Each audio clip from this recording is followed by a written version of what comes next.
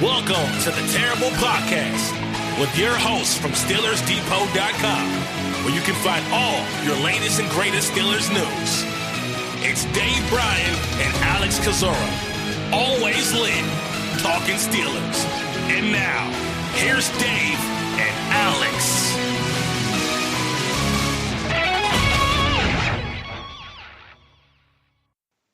Welcome to the Terrible Podcast, Season 10, Episode 114. He's Dave Bryan. I'm Alex Kozora, SteelersDepot.com. Thank you for being here this Tuesday, Steelers Nation. Dave, how you doing? I'm doing good. We reached kind of the slow period of the off season there, and I don't know if we're going to have a couple more interviews possibly from the Steelers this week. It'd be nice if we do, because there's just right now there's absolutely nothing going on really in the NFL circles. Yeah, and to be honest, I don't know how much of an appetite there is for sports right now, myself included, but we're here to hopefully give you a brief distraction from everything going on in the world, and so that's what we'll do today. And we'll start with Joey Porter. He talked to Ray Fittipaldo of the Pittsburgh Post-Gazette, obviously former Steelers player and coach. And talked about the development of TJ Watt and Bud Dupree and said, quote, "I talked to those guys," meaning Watt and Dupree, "wished them well, criticized them every now and then, but they played real well last year. I was happy for both of them. They did a good job." So, obviously those development really took off when Porter was relieved of his duties. I don't know exactly what you make of that, but I'm glad that there's still a relationship he has with those guys. Yeah, I mean, I think TJ was progressing nicely and all, obviously, with Bud Dupree in his first several years in the league, especially up underneath Porter, really didn't develop as a pass rusher as you would have thought he would have as a former first round draft pick. And lo and behold, out goes Porter, and Dupree goes on to have his best season of his career, and shows us some things that we never seen out of him before as a pass rusher, really as well. So I don't know how much of Porter is to blame, for that. Probably not as much as maybe some want to make it out to be, but I mean, it was a significant difference. You didn't have Porter in there, and then you have Watt and Dupree combined to have the most sacks since 2010 or 11. Something like that. So, look, here's a good thing. And Porter goes on to say, look, these two talking about, Watt and Dupree, could be a tandem to deal with for the next, I think he said 5 to 10 years, basically. But, the fact of the matter is it might just be one more year. Right, still waiting on Bud Dupree's status. Franchise tag the deadline for that is July 15th. So just about 6 weeks away from a conclusion on that. Obviously, no discussion, talk about a long-term deal right now. That won't happen until much closer to the deadline. Do you still think it's going to get done? I think you were more optimistic before than I was about its odds of happening. Yeah, I mean, look, I've been 50-50 on it for a while, as whether or not it's going to get done. I don't have a good sense either way right now. I mean, we've heard the Steelers right out of the chute say, put the franchise tag on them, and every time we do that, it's with the intention of getting a player signed to a long-term deal. And we would think that we know that what the rock floor bottom would be with what the Steelers would know that a guy like Bud Dupree would take as far as a long-term deal, and then we probably have a pretty good idea what the max that Bud Dupree might be trying to ask for. So how close are those numbers together? Probably, at this point, probably not very close at all. But the Steelers are probably not going to budge off of the number that they have in their head as far as, and that includes guaranteed monies as well.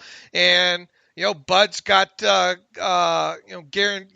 made what he made last season, and then, throw on top of that the franchise tag. He's not going to do too bad for two years worth of work either.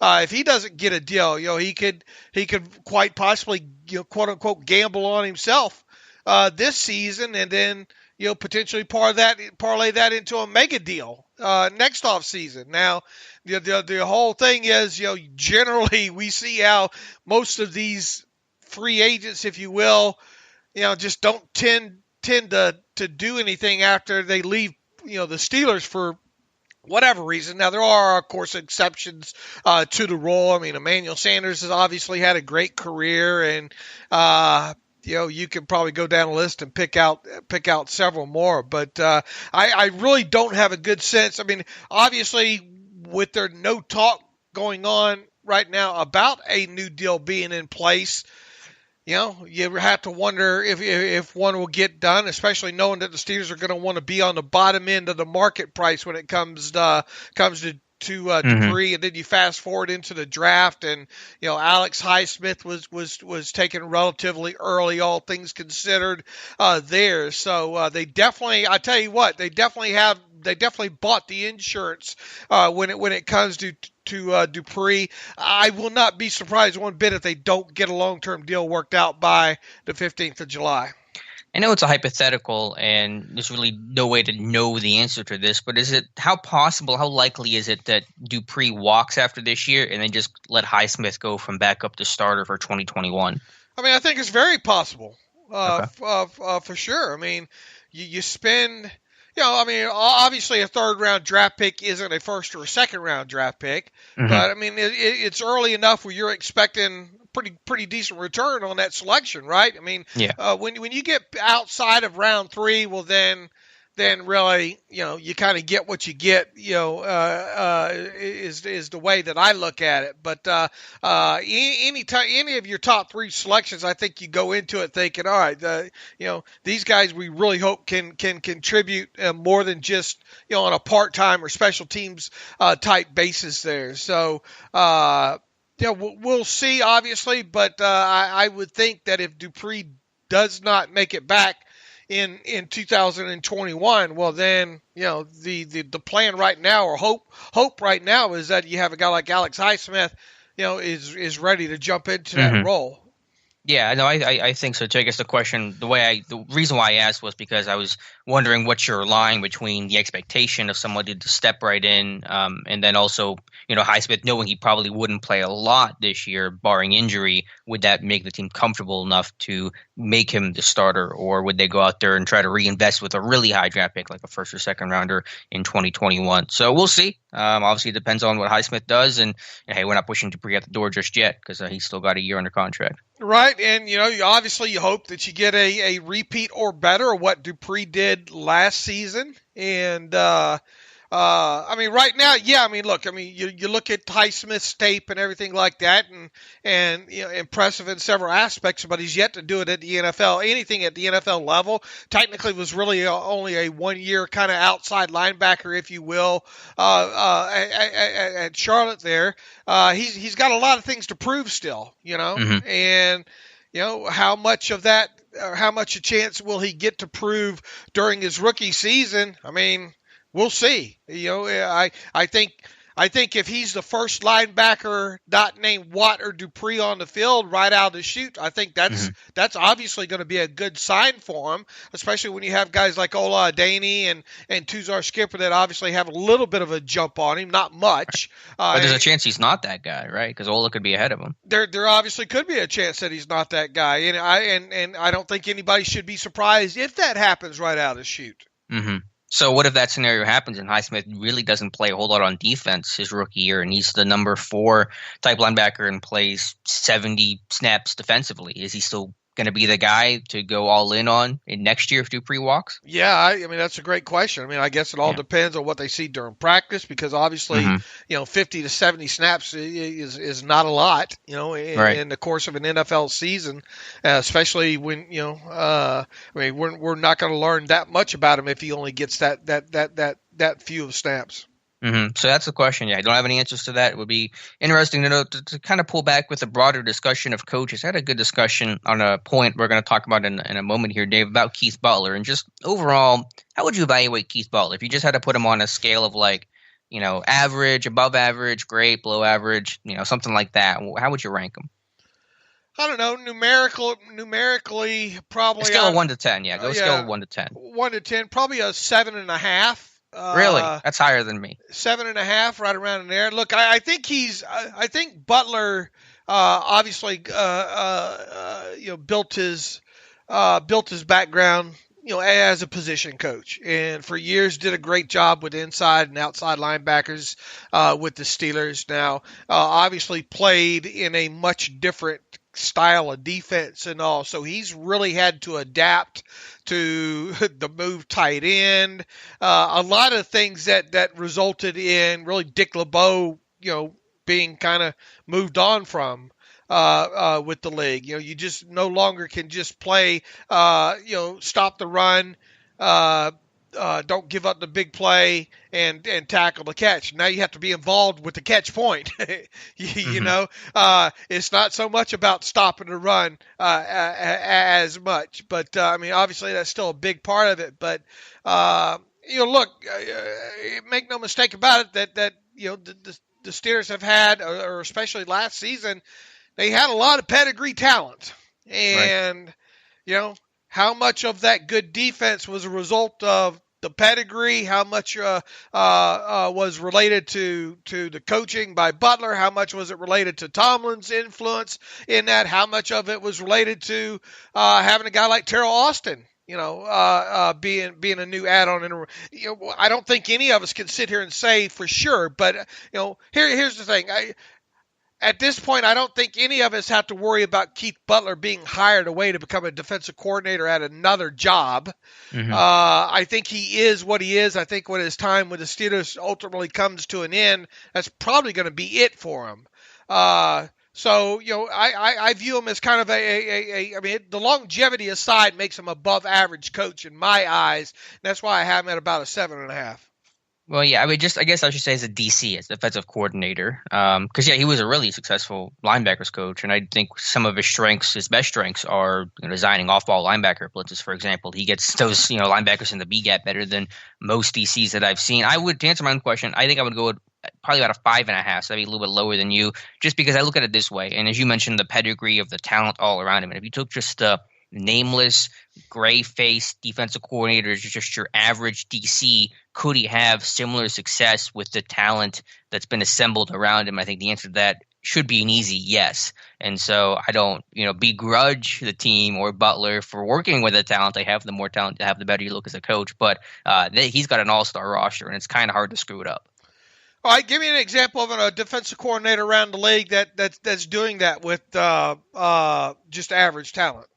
Well, I don't know specifically of a situation right now, but obviously some of the best DCs in the game, like Bill Belichick, I think what Steve Wilkes has done has always been impressive. Over history, LeBeau, Wade Phillips. Those are guys that clearly were, not just transcendent, but maximize their talent for sure. And Butler obviously is not in that category. Right. Once again, I don't think he's going into the Hall of Fame of defensive coordinators for sure. And a couple of years ago, look at some of the people they were trying to wedge into that defense just a few years ago with guys like Artie Burns and Sean Davis. Obviously that didn't work. And at the time, you look at your edge rushers kind of going through pre-TJ Watt.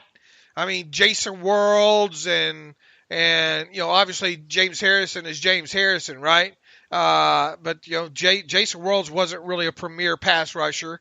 Who else have they had up front? You're starting to get into kind of the tail end of really the LeBeau stuff as well too, with the Kiesels and the Steve McClendons and who else? When Butler took over that defense. Well, he's had Hayward for the prime of his career, and then they got to it pretty quickly. He had and both those guys have developed nicely. Would you not agree? Sure. They have, yeah, absolutely. I think they were so talented that they would have developed well. Under anybody basically. And then I think Carl Dunbar's done a great job with John Mitchell. I think I give Mitchell the credit for developing those guys because he's a legend at that position. I just feel like until that talent became elite last year, the results were poor. They were bad, and Butler didn't have a lot of answers until he got elite talent that created the answers for him. I'm not trying to be super mean to him. I think he's done a better job. I think he did a better job last year responding to personnel groupings and matchups and having more answers in general. I think he did a much better job of that, but I think also he had just all the talent in the world to work with to create those answers for him. Well, what happens if, and look, the expectations, we'll get a true measure of I think where Butler should be or is this season, right? Because but is it going to be a chicken or the egg type situation here? If this defense, I think many should expect it to be top 3 in the league easily, barring numerous injuries. Now, this defense is also deep enough where it should be able to overcome an injury or two, knock on wood, God forbid, because of the amount of people that have been around this organization on the defensive side of the ball for a couple years now. So what happens if we get into into the regular season, and this is the top-rated defense in the league? Then it just becomes, well, it's supposed to be, right? Yeah, I mean, I kind of. I wouldn't say that. So Butler's in a no-win situation now at this point in his career, basically, right? I mean, unless there's something that's super creative happens where he's maximizing someone's talent in a way that wouldn't be maximized by an average DC. Like I said, it's hard to begrudge. Numerous injuries really is the only way that Keith Butler will get more credibility, I guess, in defense coordinator. Well, I think how a coach responds to injury and adversity is kind of his role. So I think partly, yes, I think that's fair to say of any coach. Head coaches, Tomlin gets defined by how he handles injuries. Last year was a great example of that. I don't want to say it's the only way because I think that's too limiting. But I'm just saying if you brought the average DC, just the nameless face who was just an okay coordinator with how many first-round picks are there on this roster? 10, 11, whatever the number is. He would probably do a pretty good job, and that's my point I'm trying to make on Keith Butler. Okay, so once again, there's nothing to gain. There's only things to lose. Butler can only lose face in 2020.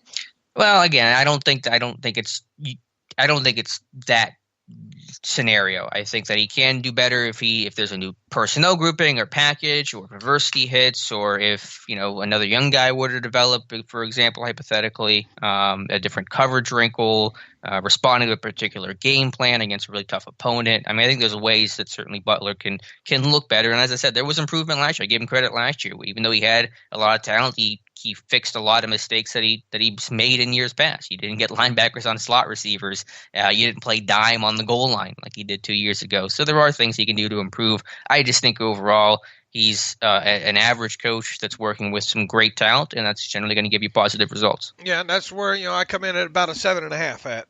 Yeah. And just to be fair to him, again, I think as a linebacker coach, he's done a terrific job. I think he does a great job with some of the pressure packages, and he has had the unfortunate task of being part of the transition from the LeBeau cover 3, zone blitz mindset to a much more man coverage defense, and that big transition, because they were so ingrained as that LeBeau team for such a long time, that wasn't going to be easy to do. It involved a whole facelift of the secondary, a lot of growing pains associated with it. So it is fair to point out he's had to be part of that transition. And look, make no mistake about it, if you're going to start doing more pattern matching and stuff like that, you need a little bit higher quality level of football IQ in the defense as well, too. And generally those guys have high pedigrees, come with high pedigrees. So once again, I think we're chicken and egg. I think it's a chicken and egg situation here, and regardless of what happened, I think Butler, in the eyes of most, can only fail in 2020.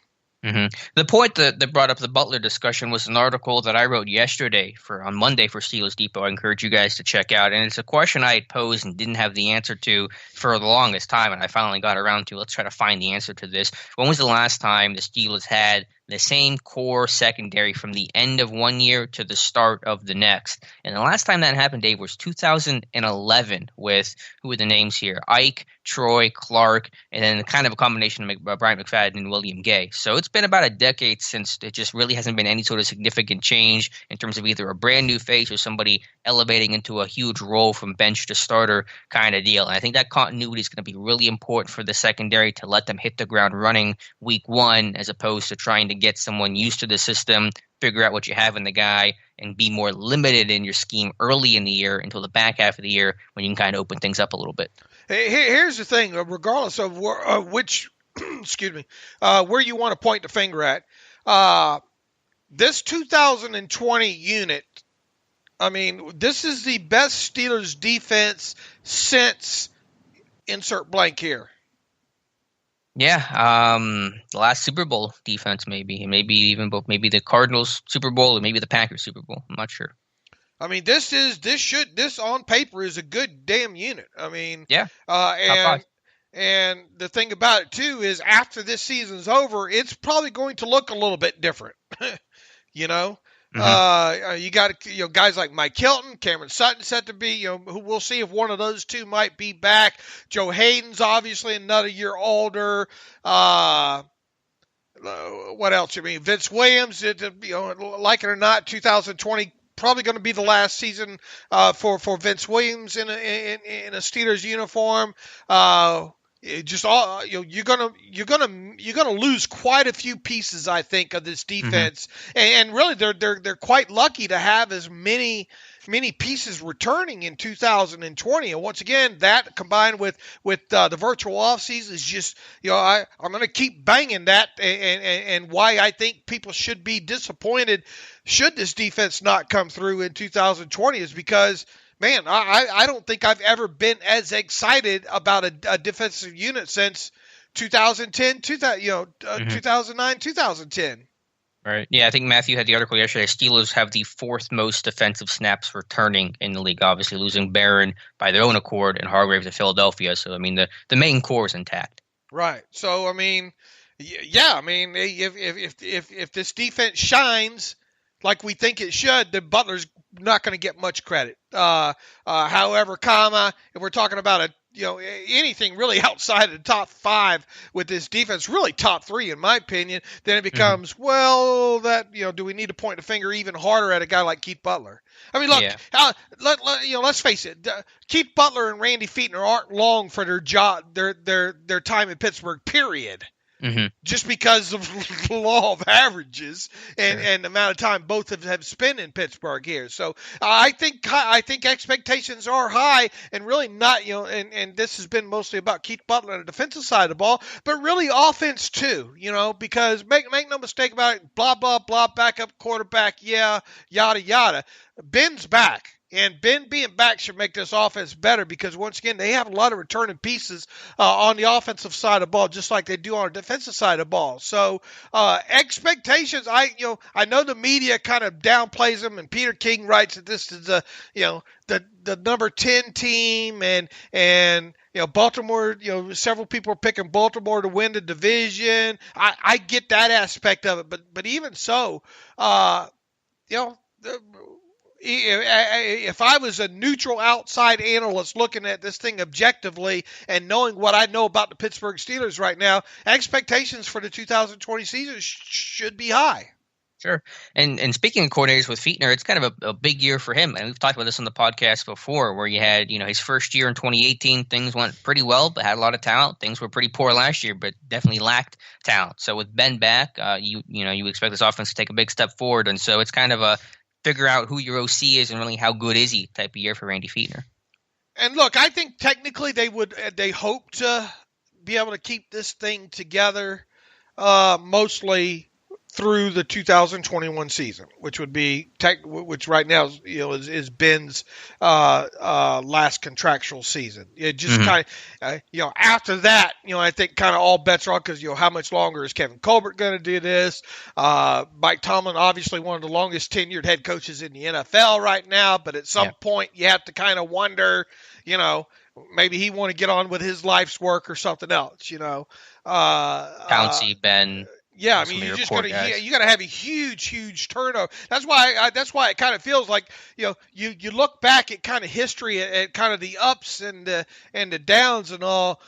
This team, really kind of starting last year was kind of built to have high expectations and that's because of the defense. You will not get me away from looking at that adjusted net yards passing per attempt stat for until a better stat comes along because I not only can I think you learn a lot about what a team can do offensively when it comes to the passing game. I think defensively as well too, and I firmly believe that in the NFL you need an above average quarterback, an above average passing game, and you need a very good defense to win in the NFL. I think the Steelers are set up for such with the defensive unit. They who knows how that would have worked out last year. I mean, they definitely had the defense that really helped really guide them to the record that they ended up having. And this coming season, yeah, we all joke, and I joke, my 10-6 is my annual prediction. But even if they went 10-6 in the regular season in 2020, barring no significant injuries, I still would expect the team to make a deep playoff run. Let me ask you this. I know that you're one to, and I understand, roll your eyes at the window is closing comments that get thrown out there a lot. But does it feel like, and it's always impossible to know, but does it feel like 2020 is your best shot? Because as you said, you're going to lose some pieces after this year for sure with all the free agents scheduled. And then at 2021 after that could be a total unknown. That could be just a new era ushered in if some of the guys leave that like Ben, Pouncey, Colbert, as we just mentioned. So it kind of feels like 2020 is your shot where you have your core together and this is about as good as the roster is going to get. You mean that window that's been closing since about 2012 or 13 or whatever? Right, I mean, it seems like every year the window's closing. The Steelers need to get draft a franchise quarterback, and this is the year because the window's closing. Look, who knows what's going to happen with Ben? Ben might decide that he wants to keep playing. Odds are probably. And I'm not a rocket surgeon here by saying this. Odds are pretty good. He's closer to the end of his career than he was a few years ago. Now, I do think that there's a very good chance that 2021 is his last season. So if that's the case, yeah, you better maximize these last couple of years you have with him, and unfortunately that didn't happen last year because of that elbow injury. But yeah, it really does feel like you've got this thing. There's AR2, Art Rooney II, better have high expectations right now, and does. And obviously you hear him say every year, the expectations, Super Bowl, yada yada yada. But yeah, it just really feels right now that these next 2 years, the iron might not be any hotter to strike when it comes to a potential championship, because you got the franchise quarterback still. And once again, I'm going to be very disappointed if this is not a top 3 defense. But even more so this year than next year. I mean, obviously in 2021, you still have a chance because as long as you have Ben, you'll always have a chance. But you're losing guys this year, whether that's Villanueva, Juju, Dupree, Hilton, Sutton, whoever the case is. It's hard to envision, and no one knows, obviously, but it's hard to envision this roster being better in 2021 than it is right now. Right, absolutely. I mean, now we'll see. We'll obviously see what happens with Dupree. I mean, this team obviously builds through the draft and has overcome losing people in free agency before. And it's not like really. I mean, Bud Dupree's obviously coming off the best year of his career, but there's still not a lot of people that probably say, look, he's top 5 edge rusher in the NFL, so that kind of stuff can be overcome if you're grooming the depth behind him right. But yeah, I mean, it goes back to what I said a few minutes ago. You're going to have a lot more of an exodus next March than you did this March by a lot. And probably more than most Marches, too. I mean, they could really lose not only just the number of players, but just how critical number of starters or high contributors, which is pretty uncommon for this team that does a good job of being able to retain their own. Right, and once again, you have guys depth, but none of those guys, not a lot of. This is going to be a good year to figure out what you do have, potentially, because obviously injuries are going to happen. Player X is probably going to have to play, more than what we envision him having to play right now. And times that by about 2 or 3 down the line. And obviously you hope there's not a lot of season-ending ones, but we'll like it or not, we're going to learn about a few players that we have question marks about now on whatever side of the ball, just because of sheer odds of related to injury and stuff. What young player do you think has to step up the most to not only help this team contribute in 2020, but to maybe be a replacement for 2021 for a potential free agent? Does that make sense? I don't know if I phrased that awkwardly or not, but just a young guy that maybe hasn't done a whole lot so far, even a rookie, you could say.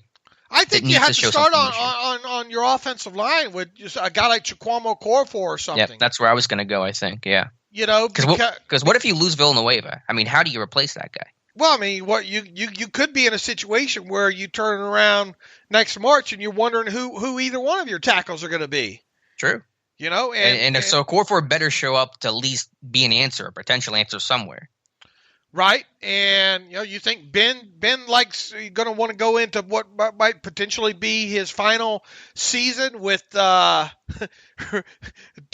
Castro and Pouncey probably maybe being really the only two kind of carryovers. I mean, that could rookie left tackle to protect Ben. I mean, you might have Dotson might be in his first year as a starter at left guard. You might not. You might have questions about both your tackles. Then, I mean, once again, obviously, you that's not new to the NFL, right? I mean, replacing talent is something that you go through, but boy, that bulk of that offensive line sure has played together a lot, and, right? And we'll see what happens with Matt Filer, and I don't think Filer is going to be part of this team in 2021. I don't think Wisniewski will either. So. There's already a couple pieces might be missing there, and what's going to happen with Zach Banner if he's not your guy over Chukwu Okorafor? Yeah, well, I think one or two things with Banner is that if he wins that right tackle job or a starting job, he may play his way out of Pittsburgh, like a Hubbard type of deal. And if he isn't, then the team may just move on from him because he just hasn't been able to establish himself as a starter with the opportunity definitely being there for the taking. So that's a good point. Yeah, I don't know. This line, this team, like I said, is hard to envision that being better next year than it is currently. Look at the list of guys who right now are scheduled to be undrafted or unrestricted free agents next March who are significant, okay, or semi-significant. James Conner, Cameron Sutton, Jordan Dangerfield probably doesn't fall into that class. But the fact is, you turn around every September and there he is on your 53. Chris Wormley, probably not significant. But Juju certainly, is. Daniel McCullers, not significant. Zach Banner right now, not significant. Jordan Berry, not significant. Tyson Alu, probably not significant. Mike Hilton, that's your starting nickel corner, absolutely significant. Matt Filer is going to be your starting left guard. He could be starting something. In 2020, regardless of what position it is. Alejandro Villanueva, Cameron Hayward. Look, I think we both agree Cameron Hayward's going to get signed, so he's not going to be. He's scheduled to be unrestricted right now, but I don't think he is come time. Bud Dupree, good chance. We just had the conversation that he might walk there. Let's see, go on down the list here. I think that's the bulk of it right there. But yeah, so I mean, of that list, it's. Juju, Connor, Dupree, Villanueva, Filer, Hilton, for me are those just big snap count contributor type guys, and you're not keeping all of them. Obviously, you may keep half of them, if that, and that's a lot of guys to have to replace, a lot of snaps you'll have to replace. This would have been sacrilegious to say probably just middle of the 2018 season, okay? But how end of times does it seem like it would be if the Steelers lose both Connor and Juju next March? Well, not as bad as it would have felt in 2018. Connor, obviously. If I would have told you in the middle of 2018 season, Alex, I guarantee you that after the 2020 season, both James Conner and Juju Smith-Schuster will no longer be members of the Pittsburgh Steelers. What would your reaction have been? I would ask, what size straitjacket do you wear, Dave? Well, you just leave my personal life out of this. My personal. I would have said in 2018. Well, at least I would have said in 2018 they'll have AB, so it'll be okay. Yeah. There you go. No, it's crazy. Yeah, I mean, again, Connor, we have the expectation that he's not going to be back even in a good season, so that one's not going to change things a whole lot. And Juju, because if Claypool can step up, you have some young receiver talent. So to me, it feels like the more question marks, at least I would have, Juju would be a loss and Connor's talent would be a loss. But how do you replace your left tackle? How do you replace your edge rusher on defense where that's so important? Slot corner is so important as well. I guess you could do that as long as you retain Cam Sutton. So, I mean, I almost lay awake at night more about the left tackle, the right outside linebacker situation as much as I do running back or Juju spot. Does after reading the names off the list, and Lord knows how we got down this rabbit hole, but the names that I read off, and I'll read them off again: James Conner, Cam Sutton, Juju Smith-Schuster, Mike Hilton, Matt Filer, Alejandro Villanueva, Bud Dupree. All right, Mm-hmm. How end of times does it seem losing every one of those players? If hypothetically they lost every one of those players? Right. If 2020 was the final season for every one of those players. It'd be huge. Because good luck replacing that for a team that's not going to do a whole lot in free agency, obviously. Draft picks only get you so far right away. It would be huge. And like I said, you'd still have a chance. As long as you have Ben, you have a chance, like I said earlier. But it would really be detrimental to your roster. Of the guys that I just read off there, most likely to not be gone. Once again, the list is James Conner, Cam Sutton, Juju Smith-Schuster, Mike Hilton, Matt Filer, and Alejandro Villanueva. You got your little game show voice going on there, Dave. Like who wants to be a millionaire? No money at the end here. Okay. No whammy. No whammy. Hey, I like that reference. They brought that show back. Do you watch the new version of that show at all? Nah, it's sports war movies and First 48 and Big Little People, Big World. It's about where I am. There's a lineup for you. What's your favorite war movie? Not war movies in general, just war documentaries. Right. Okay. History Channel stuff. Yeah, history stuff. Okay. And I'm doing this to stall for time with my stuff that I missed that I paid zero attention to in high school. I can't imagine. What's your favorite war era? Is it like World War II, or what's your time period? World War II, from the Battle of Midway and all that stuff that happened in the South Pacific and all. Okay. Really like watching the old dog fights and anything air related and all like that. I really like watching that stuff. Cool. And then obviously D-Day stuff. Right. Learning more and more about that and how it went down and stuff. So yeah. Mm-hmm. Very cool. To circle back to your question, what was your question again? About the biggest loss or who's most likely to come back was your question. Right. Of that group of players, who's likely to be back? I think I've been asked this question a couple times. I think from you, from mailbag stuff. I still think Juju's going to come back. I think Juju's going to have a big bounce back year, and I think that's going to compel the team to tag him. And I think that's just the easiest way to think about it. So I don't know for sure, but I'm going to go Juju on a tag. Yeah, I would think I would think because look, you're not going to tag guys like Hilton or Sutton. Mm-hmm. You're probably not going to tag a guy like Alejandro Villanueva. Could you? I mean, is it impossible? He just I don't know what money's going to be for that. Yeah, at his age, I don't think so. I don't think that's likely. Obviously, Connor not going to get a tag at the running back position. Sutton, no.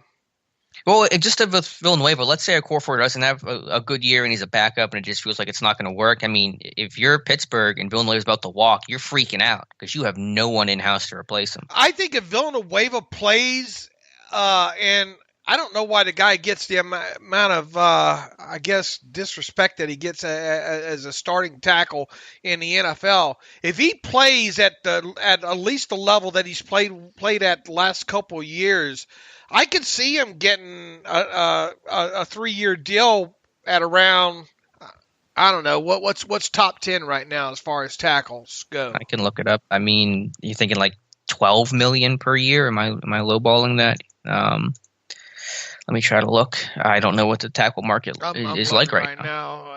Because they've had him so cheap for so long. I mean, it's just been, you haven't had to worry about it. I mean, it'd be about 14 million, Yeah.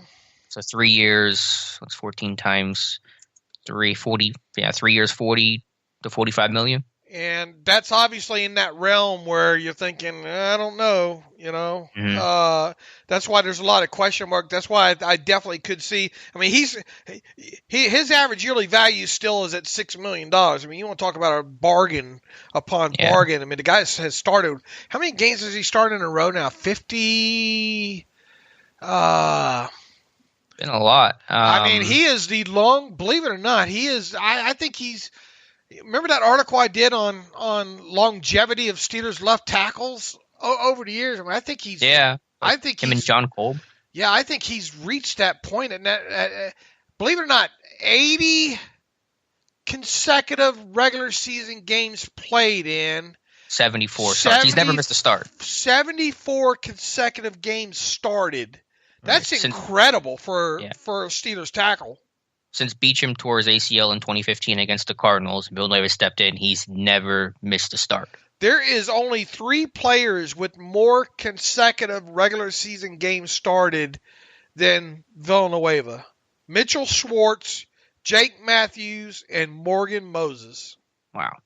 Moses has really been that long? Moses feels like he's always hurt. I know. Ankle, always on the it's ground. like it's always an ankle. 80 games for him. Wow. Villanueva is definitely, but I know that Villanueva always has those shoulder issues, and as I said before, I feel like he's a guy that could just retire at any time because obviously he's much more than a football player. He graduated from Carnegie Mellon. I mean, football does not define him, and he's probably not someone that's going to, destroy his body to play football. So he's even going to, I mean, I don't know what's in his head right now, but, could he just walk away at some point? What's the tag on offensive tackle? Oh, it's going to be on up there, yeah. I mean, what's up there? I mean, what was it this year? I mean, is it higher than 13, 14 million? Is it? I just be curious because a long-term deal feels a little dicey right now with Villanueva. 2020 offensive lineman tag was 14.781. Yeah. So, I don't know, Dave. But if Okorafor doesn't show up and Villanueva's going to walk, then you're going to have to draft a tackle. And if you got Dotson at left guard with a rookie left tackle, I mean, there's a lot of uncertainty there for what could be Ben's last year. All right, how did we get here from talking about defensive coordinator, I think? I mean, because I'm stretching the show as much as I possibly can today because we had very little on the docket. But, I mean, it just goes let's circle back this way. The defense should be very good in 2020, and if it is, I'm not sure how much. I don't think they're going to be putting a statue up of Keith Butler. Of course, yeah. They got a lot of talent, and the defense should play well. There's every expectation that they should, in some ways, even be better because they'll have that continuity they just haven't had before. All right, Dave. What else do we have here? Let's talk about a series you're doing, Steelers big play history. I love Steelers history and kind of forgotten plays, and you're looking at the biggest play of the Steelers offense, right? The offense every single year since 1970. I think you're through almost, 70 through the 70s? I'm through the 70s now, and I'll start on the 80s today. I'll do 1980 and 1981 at least today. Maybe I'll fit in 1982 on top of it because I am having to do 50 years, and I want to make sure I get it done well before training camp. I got to get on my horse early on these things. So if you feel like the site's being flooded with these, well, I mean, it is because you got so many. You got 40 years? Yeah, you got 40 years left. If you do one a day, that basically takes you to training camp. Yeah, but we'll see. I feel like I got to get ahead of this a little bit more. Okay. So. All right, fair enough. So what have you any big takeaways there? And check out, it'd be easier if you're listening to pull up the articles too and check them out that way. But then they kind of struck you, any memories that flooded back while going through this series? The question that you asked me, I almost had and this will mean nothing. It was almost like a Spinal Tap moment there where I was about to respond. Yeah, but the numbers go to 11. Okay, over my head. What has stuck out to me the most? Here's one of the things that has stuck out to me so far. There's been quite a few, or at least in this, from 1970 to 1979. There were a lot of kind of fluke plays, if you will. Mm-hmm. You had the tip against the.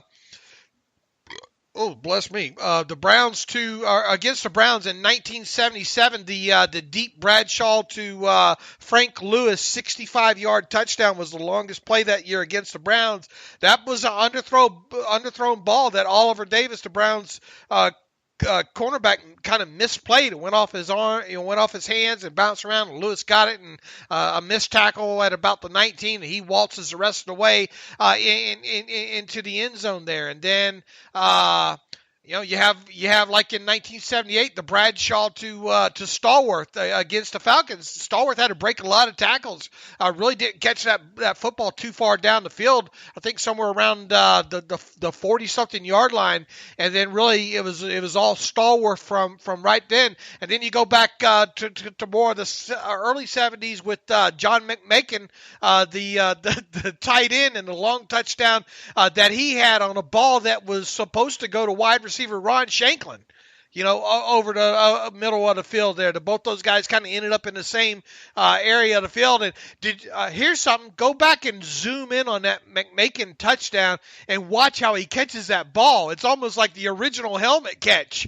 Really? It kind of goes off of his hands and kind of almost squirts back out, and he catches that thing kind of right above his shoulder pad, it looks like, if you slow that thing down there, and then rumbles the rest of the way. And for McMakin to rumble as long as he did after the catch on that one shows you what kind of athletes there were. And I really think, I've got recency bias here working for me, but the only play from the from the 70s that was the longest play that was a running play was in 1979. That's the one that I wrote up yesterday. That was the Sidney Thornton 75-yard run against the Colts. And man, the thing that stuck out that I did not remember about Sidney Thornton was that guy had some jets. Right, once he got into the secondary, he could go. Now you'll obviously see in that he gets hawked down by a rookie cornerback about the 11 or about the 15 yard line. I think taken down about the 11 or 10 or whatnot. That piano got real heavy on his back towards the end there. But I mean, when he gets through that line there, that first 35, 40 yards or whatever, he is scooting. Now, you remember the old thing about Sidney Thornton, during his time in Pittsburgh, he's a former second-round draft pick, I think, and, obviously high expectation. He could not hold on to the football to save his life. He was a fumble king, and Chuck Noll, something of the famous line with him, he's got several problems and they are great, or something like that was the famous line that Noel had about Sidney Thornton during his career there. But that single game that I highlighted from 1979 that included their longest run, and at the time, boy, there weren't many. The Steelers, I don't think, had many offensive runs longer than 75 yards. I think Frenchie Fuqua had something along the lines of 80-something earlier, and I think Franco had one 75 in earlier in the 70 decade there. So it was quite an accomplishment. And yeah, he really should have scored on that play. But and that was the old Ride 38 play as well too. Really a Steelers staple running play. And I think another thing that sticks out on that play is Mike Webster snapping that ball and getting out in space and out to the right side to really create the lane for Thornton to run into. But it's really, I'm having fun from the aspect of not only going back and rewatching some of these plays, remembering a few of them are really kind of new to me, just from not ever remembering or potentially not even paying attention and seeing them before. And then also you go back and you match that up by going into newspapers.com and going back. I'm trying to be vigilant about going back and adding some quotes about these plays to these articles as well, to give them a lot of depth instead of here's the play kind of situation there. So yeah, it's been a very interesting, intriguing series for me, and I'm the one that's putting it together right now. No, I've seen the feedback. I've loved the series. I think a lot of diehards have certainly enjoyed the look back as well. So people that maybe watched it growing up and reminded of it, or people like me watching these plays for the first time. So a lot of fun. I'm looking forward to seeing the 80s, and the 80s will be a weird time because that was not the dynasty was done. We'll get some maybe different faces in there as well. And one thing that sticks out, you've had guys like a couple from Frank Lewis have been the longest plays. geez. Yeah, there was no Swan or Right, Stallworth that's at right. all in the 70s. Well, there was the Stallworth, the one against the Okay. Falcons. You know? Right. But that was mostly run after the catch kind of stuff there. You would have probably, if you probably were to stop any older Steelers fan on the street and say, how many plays in the 70s, the longest offensive plays. Now, obviously, this doesn't count Super Bowls or playoffs or anything, but just a generic, regular season, how many offensive plays in the 70s in a single season, or how many times did a guy like Stallworth or Swan have the longest offensive play? You would think that people would say, probably a couple times for each. And that just wasn't the case, and that was kind of amazing to see, because you're talking about two Hall of Fame receivers in Swan and Stallworth. You're talking about playing with a Hall of Fame, the blonde bomber. You would think that there'd be more than just a John Stallworth, long touchdown or a long touchdown play in there. Or was there a Franco? Was there a Franco? No Franco. Right. That's crazy. And only one run. Only one run. Right. So I mean, it's crazy that if you told me who had more longest plays of the season during the 70s dynasty. Was it Lynn Swan, Franco Harris, or John McMakin? And it's McMakin. So yeah, a really cool look back. The thing people forget about McMakin, too, is he was the guy in the Immaculate Reception that Phil Villip, how do you say his name? Villip, Raiders defensive guy that always shows up in all the documentaries. Phil Villapiano. Anyway, he's the one that claims he was clipped by McMakin, was the player that he claims he was clipped on after Franco had plucked the ball just off his shoe tops there in the Immaculate Reception. McMakin was one of those players that was on the field for that play. Yeah, that's an interesting piece of history there. So, yeah, very cool series for sure. Can't wait to see the 80s. And can you give us a preview? What was the 1980 longest play? Oh, Lord. Because that article will be up by the time people listen to this. Yeah. Cliff Stout to Theo Bell. Oh, my goodness. What a big divide from the 79. Who saw that one coming? Right. How long was that? Oh, I don't remember. I can look up. 70-something yards, I think. 80-something. I don't remember off the top of my head, but I peeked ahead, and I've got the footage for it already. Looks like 72. 72, okay. So, Theo Bell, and that was a game that they were missing a lot of starters on. I think Stallworth and Swan and I think a few linebackers, and they were missing a lot of guys in that game, and they almost won the game even with so many backups there. So that caught me by surprise. Stout to Theo Bell is the longest offensive play during the regular season by the Steelers. I'm looking at that 80 season. They started the year 4-1, and they just kind of collapsed down the stretch, finished at 9-7, and missed the playoffs. And I guess that was when you kind of felt like the dynasty was ending. Yeah, it wasn't. And I put in my Twitter feed overnight there the old SI article from about November 1980 or right around in there, wondering if that was kind of the end of the Steelers dynasty. There. So that makes them. I've been. Look, the magic of the internet and the slow off season gives you a lot of time to catch up on your history and all like that. So that's one thing I've been afforded the opportunity to do here. For sure. Love it. All right, Dave, let's get to some reader emails and close out the show. All right. What about any series that you're working on here? I have my top 10 effort series. We are on number 3 and 4. Number 4 was Ben shaking off Suggs before throwing the touchdown to Isaac Redman in 2010. And one of my all-time favorite Ben plays. I think it just kind of sums up the rivalry really well. And then number 3 was Ben's tackle on Nick Harper to set up the miss by Mike Vanderjagt. We have our Steelers Bust series. I'll let you guys know the next Steelers Bust I'll do a video on. I've done one on Lima Sweet and Senquest Golson. It'll be on Troy Edwards. That won't happen for a little bit. And then I'm going to do a little bit of Steelers history and do a video on the first kicker in NFL history way back when. I'll talk about that a little bit later, maybe next week or so. In your effort series, I guess I'm trying to make you divulge because I haven't looked ahead or anything either. I don't know what you have written ahead on that.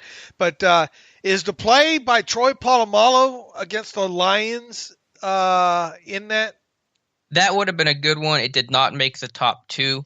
It was just hard to find effort plays. So I'm sure this is a bit incomplete because I tried to even look up like some search, stuff for like, people talking about effort plays. It's just hard to find those. I did see you post that one. I been talking with Baldy about it, but no, that is not on the list. I mean, you remember what a big game that was at the time? That was a Week 17 game. If the Steelers lose that, I don't think they make the playoffs.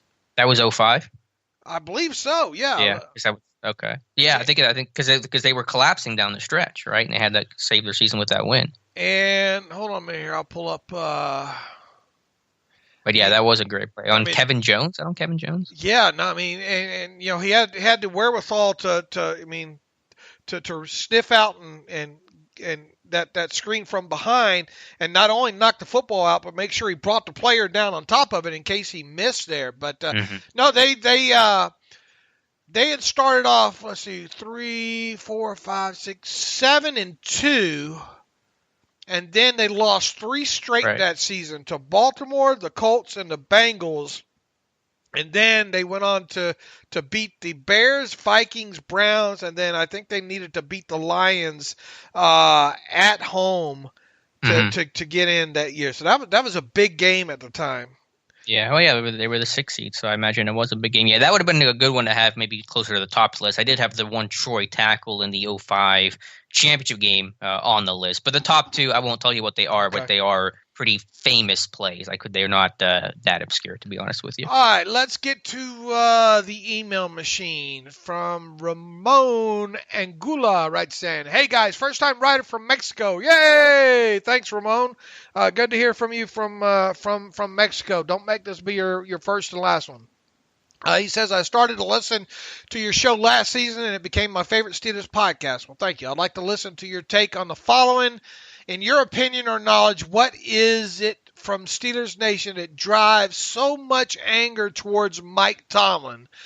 This is true not only in America. In Mexico, we have a fan club, and you hear basically the same things. Yes, Tomlin is no Belichick, and he has some flaws, time management being the worst in my opinion. But then again, every coach has, and overall, and I think he has done a terrific job with the team. Criticism kind of decreased following last season because it was obviously he did a good job with the team, but it won't take long to hear same criticism as before. What's your take on this?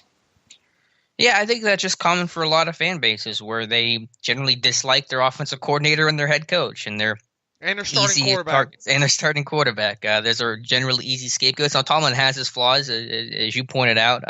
We're not denying all that. And there has been years where you felt like this team underachieved because they have underachieved in past years. And there is an angst to go to at least another Super Bowl, win another Super Bowl. As you know, that Ben's getting very in his final years of his career. So I think it's just a normal thing for a fan base where criticism of the head coach is easy. I mean, I remember during the playoffs last year, I was just, occasionally tweeting out a photo of type in fire, whatever the losing head coach in that one playoff game was. So fire Andy Reid at one point or whatever the situation was. And you could find 50 tweets on, fans calling for the firing of their head coach. So I think that's just pretty par for the course with fan bases. Yeah, I think kind of a look, you open up your eyes a little bit and you're on Twitter enough and you read around some message boards enough. It happens in with every NFL fan base. Heck, their Patriots fans now are wondering, is the game past Bill Belichick by? And that kind of thing. But a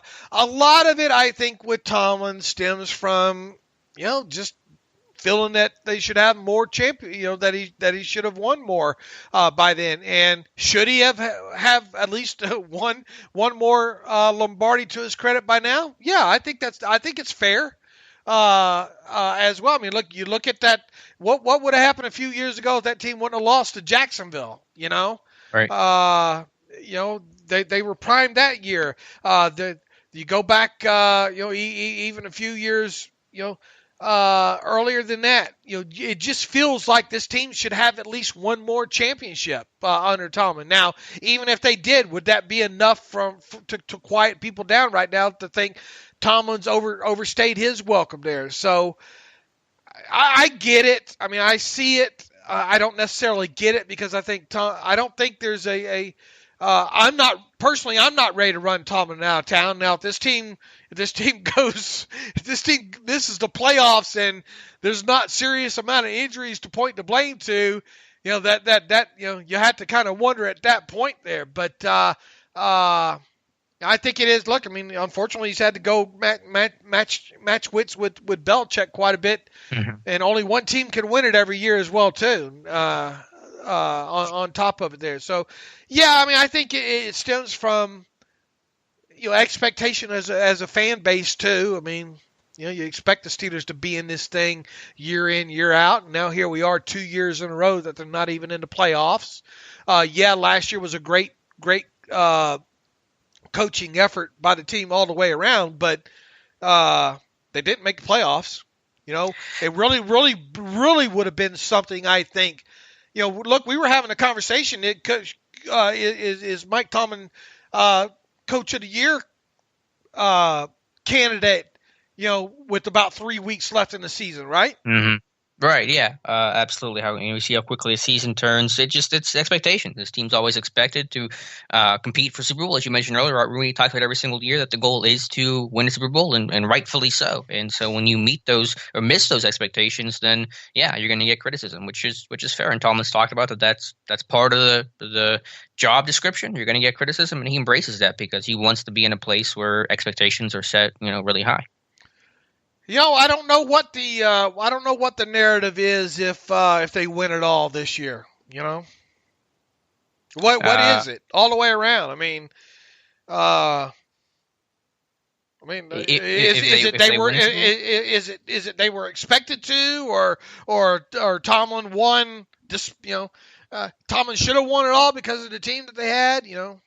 No, I don't think it would be that, because I don't think the Steelers are the favorites heading in the Super Bowl this year. I think people recognize it's a good team, and maybe there's some bit of a turnaround to realizing how important Ben's return will be and him being healthy. But it'll be just centered around, obviously, Ben leads the Steelers back. I mean, that'll be the framework of the conversation. Are they underrated too much though? The 2020 unit right now, is the 2020 team overrated, underrated? Finally rated? I'm not even sure where they are rated, though. Obviously, I think the people that talk about the Ben's done or they got to find another quarterback or all that would be underrating the Steelers. And there's, I would think, maybe a vocal minority on that. But I look at someone like Peter King that just ranked the Steelers 10th in his power rankings. I think that's a fair ranking. Maybe I would not put them up another notch or two, but it's hard to argue over that. Maybe that's my own bias coming into play. So if you have if you frame it as a team that certainly can compete for the AFC North and should be a playoff team, then I think you're rating them just fine. I think they definitely should be, considered top 10. Yeah, fair enough. All right, let's see what else we have here in the email machine. Thanks, Ramon, from chiming in from Mexico there. Let's see. Jay Babardi writes in, Kevin Colbert has never won GM of the year. What a travesty. How about getting a 3rd and 5th for AB? Remember when 3rd and 5th was, they thought Kevin Colbert got robbed, and I was there the whole time saying, take your hat off and hand it to Kevin Colbert, because I don't think people realized how toxic AB was at the time. And now, you're this far removed and kind of see what all has transpired. I think he was a magician to get a 3rd and a 5th for AB. Minka for 18th overall, 8-8 with undrafted free agent from Sanford, taking significant snaps, carried the best defense in the league. That's just in one calendar year. The transition from the 2004 to 2010 defenses is complete. How many GMs build a single unit of that quality, let alone 2 over 2 decades? Same with the O-line. Which O-line do you think was better? Marvell, Simmons, Hardings, Faneca, and Starks, or Villi, Foster, Pouncey, DeCastro, or Gilbert? That's a good question. That is. I think it just the mindset. Obviously, the 05 O-line was built for run blocking, where present day is built for pass protection. So I think they were just suited to fit the era and the style of which the team played with, run or pass. So I would still maybe overall lean towards today's group as being better, but I think it just depends on what you were trying to do as an offense. When was the last season the Steelers did not have a future Hall of Fame candidate on the roster, even without Ben? even without Ben. So who are we kind of calling a future? I mean, I guess some arguments can be made for maybe a Pouncey and maybe a later a DeCastro, right? Maybe. I'm not there yet, but I mean, I think I can see it because of the award of the award aspect of it. And I think DeCastro's a fine guard. A couple more great seasons by him if he stays healthy. I think there's a chance later on down the road for him maybe. Yeah. Defensive side of the ball, I mean, obviously Watt's still way early in his career, but I mean it's hard not to like what he's done so far. Will Cameron Hayward? He's got a couple more good seasons left in him. Is that kind of enough? Is he Hall of Fame kind of early Hall of Fame watch list, if you will? Well, it's hard to say early because he's getting later in his career. He's going to need a couple great seasons, 2, 3 at least in a row to have a chance. I mean, I love Cam Hayward. He's a rock star. What an all pro he is. But Hall of Fame, I think the chances are pretty slim. Let's see. I mean, his overall point is just saying that Colbert's a really good GM, and I think Steeler fans recognize that thought, and I don't think I nor Kevin Colbert care much about if he's getting a end of season award or not. All right, let's see, what else do we have here? We can get to. Let me go on down the list. Third time the charm. No, that's not it. Maybe that's all the good ones that we have here so far today. I think it is. Okay. Well, we killed about an hour, which is about a half hour longer than I thought we could do. All right. Oh, wait, I missed one here. Jelani Suleiman writes in, "Hey, David, I love the show and the content. My question in regards to Ben Roethlisberger playing in the preseason. In the past few years, he hasn't played in the first 2 games and played in the third preseason for a quarter or so. With him not having played for a year and depending on what the status is in regards to OTAs and mini camps and training camp and when they start, do you guys think he will play maybe 1 or 2 series this year in the first 2 games of the preseason, not to show that he's back, not to show that he's back and he's the Ben that we've been watching, but rather just to develop some chemistry and gel with receivers and new addition Eric Ebron? As always, thank you for all what you do and stay safe." That's hard to say, especially with no OTAs and no mandatory mini camp and all. And you would think that when training camp does get started, that he's going to be scaled back maybe a little bit more than what he even normally is scaled back when it comes to work there.